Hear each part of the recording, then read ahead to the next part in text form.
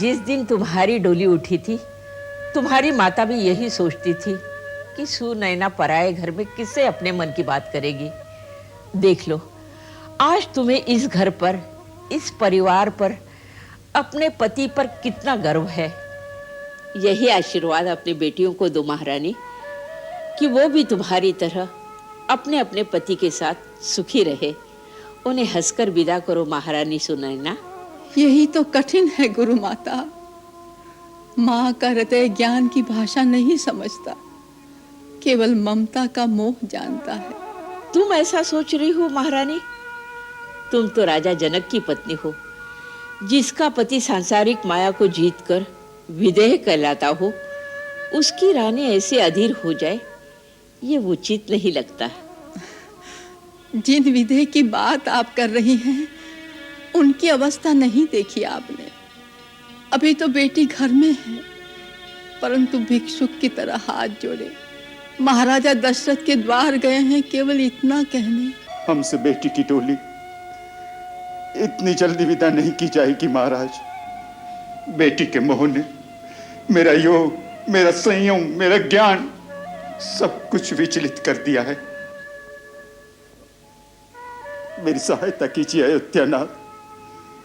यदि आप कुछ दिन और मिथिला में रहने की कृपा करें तो ये सेवक कृतार्थ हो जाएगा। बस इतनी सी बात? मिथिलेश्वर, हम उसी दिन जाएंगे जिस दिन आप स्वयं अपने मुख से हमें जाने की अनुमति देंगे। ये दशरथ का वचन है मित्र।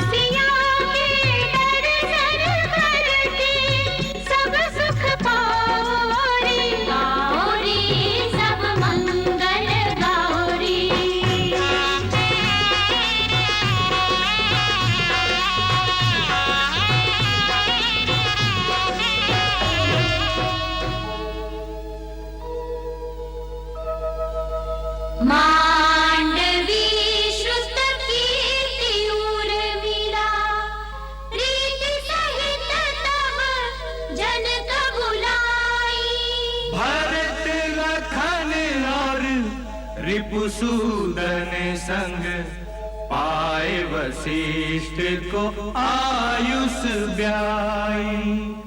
पाए वशिष्ठ को आयुष ब्याई।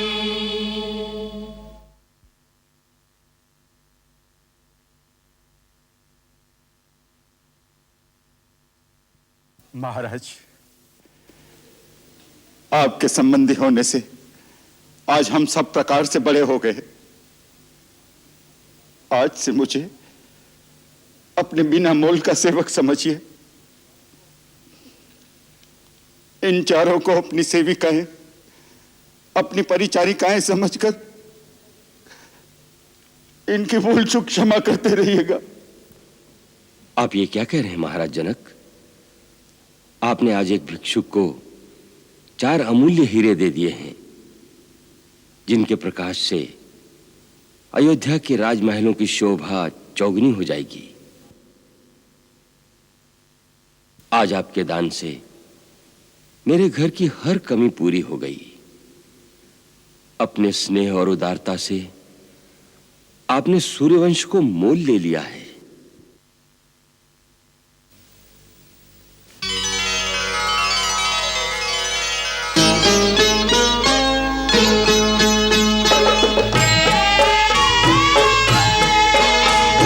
चारों भ्राता बदमों को संग ले कोहबर की ओर चले। रूप अनूप सुहाने मुखड़े कितने मनोहर कैसे भले, चारों भ्राता बदमों को संग ले कोहबर की ओर चले।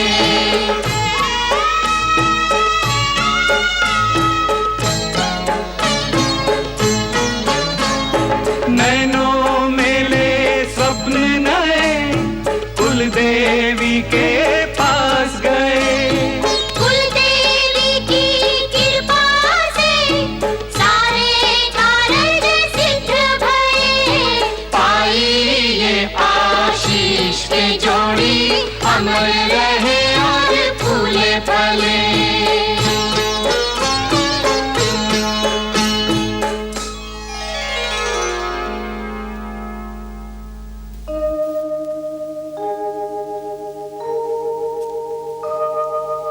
सहित बधूटिन कुंवर सब तब आए पितु पास, शोभा मंगल मोद भरी उमगे उजन जनवास,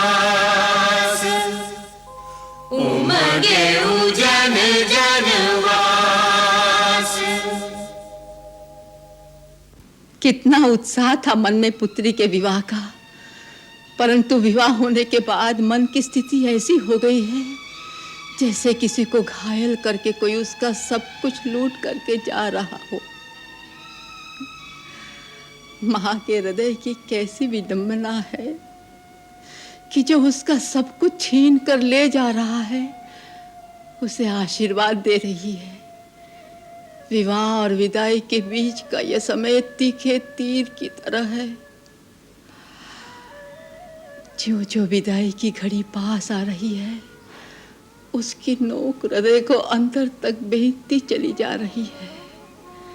लगता है टोली विदा होने से पहले ही मैं मर जाऊंगी। नहीं, ऐसा कुछ नहीं होगा। हृदय रोएगा, अवश्य रोएगा, फिर भी अपने हाथों से अपने बेटी को डोली में बिठाकर विदा कर दोगी। संसार की यही रीत है। कैसी है यह रीति कि माता पिता इतने बरस पाल पोस कर बेटी को बड़ा करते हैं और फिर एक दिन उसे अपने हाथों पराए घर में भेज देते हैं।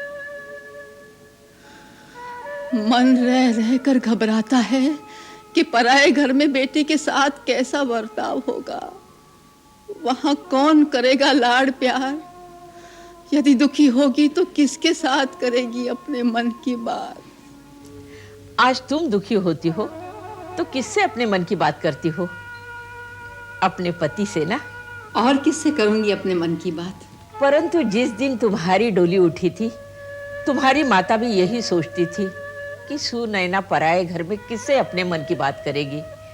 देख लो, आज तुम्हें इस घर पर, इस परिवार पर, अपने पति पर कितना गर्व है।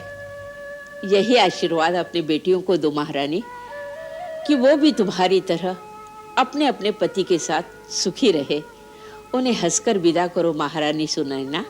यही तो कठिन है गुरु माता। माँ का हृदय ज्ञान की भाषा नहीं समझता, केवल ममता का मोह जानता है। तुम ऐसा सोच रही हो महारानी? तुम तो राजा जनक की पत्नी हो, जिसका पति सांसारिक माया को जीतकर विदेह कहलाता हो। उसकी रानी ऐसे अधीर हो जाए, ये उचित नहीं लगता। जिन विदेह की बात आप कर रही हैं उनकी अवस्था नहीं देखी आपने। अभी तो बेटी घर में है, परंतु भिक्षुक की तरह हाथ जोड़े महाराजा दशरथ के द्वार गए हैं, केवल इतना कहने। हमसे बेटी की डोली इतनी जल्दी विदा नहीं की जाएगी महाराज। बेटी के मोह ने मेरा योग, मेरा संयम, मेरा ज्ञान सब कुछ विचलित कर दिया है। मेरी सहायता कीजिए अयोध्यानाथ। यदि आप कुछ दिन और मिथिला में रहने की कृपा करें तो ये सेवक कृतार्थ हो जाएगा। बस इतनी सी बात? मिथिलेश्वर, हम उसी दिन जाएंगे जिस दिन आप स्वयं अपने मुख से हमें जाने की अनुमति देंगे। ये दशरथ का वचन है मित्र।